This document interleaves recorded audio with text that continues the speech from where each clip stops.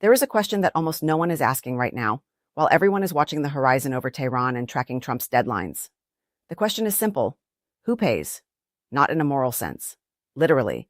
Who covers the energy shock, the logistical chaos, the rising cost of gasoline, food, and heating for hundreds of millions of people who were never asked whether they wanted this war?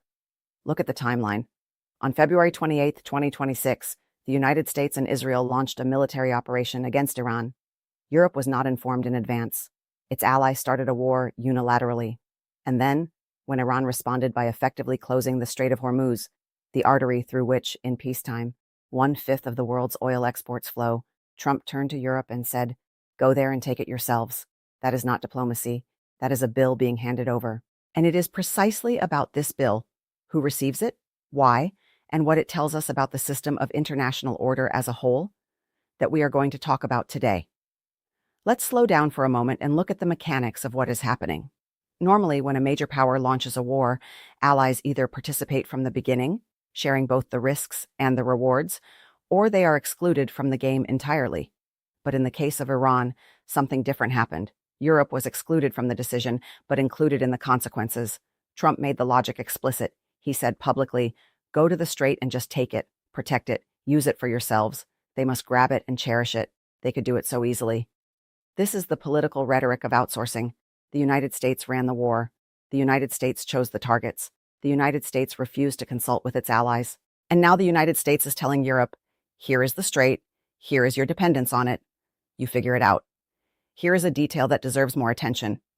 In interviews published this week, Trump suggested he is considering withdrawing the United States from NATO, saying that allies were not friends when America needed them, and that the relationship is a one-way street.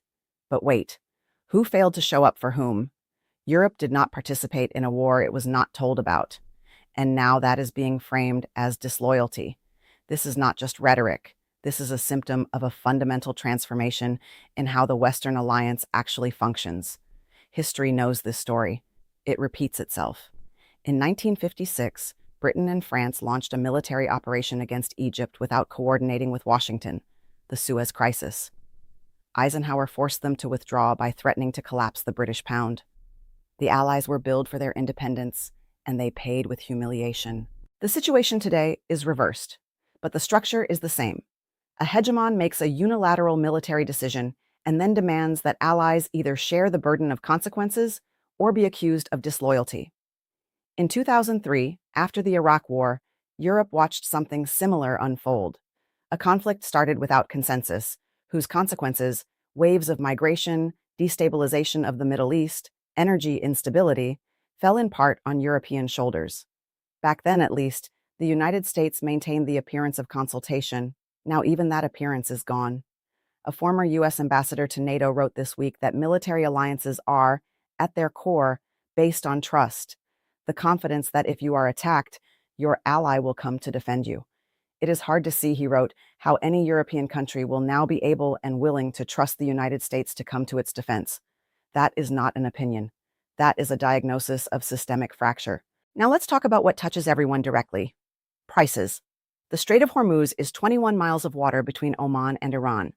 In peacetime, roughly 20% of global oil supply passes through it, along with a significant share of liquefied natural gas.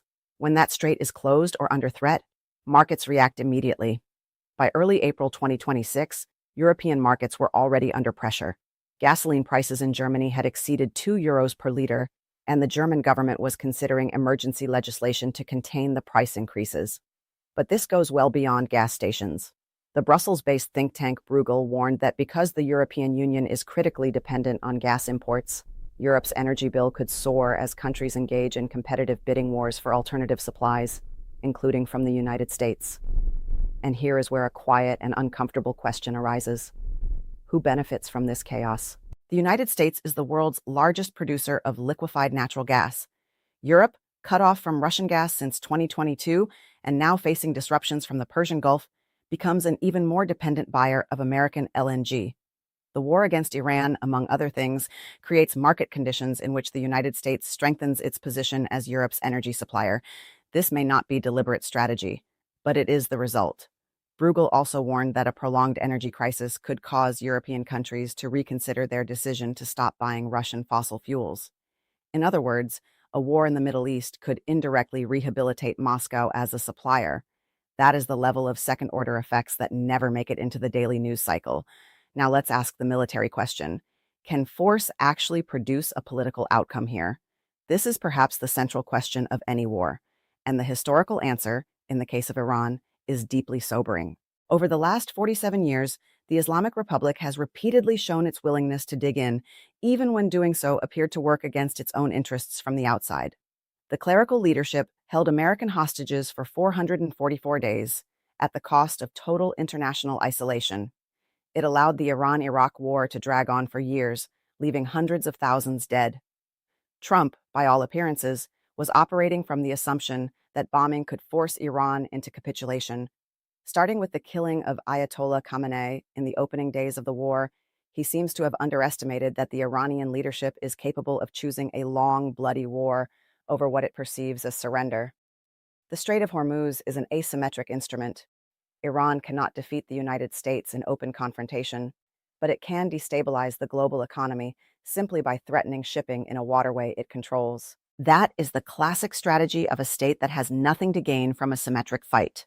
Trump has consistently followed a pattern of deadline, threat, and retreat, announcing hard deadlines and threatening catastrophic strikes, then extending negotiations at the last moment. This tells us that military logic, in this case, ran into political constraints and ultimately yielded to them. Force can destroy infrastructure.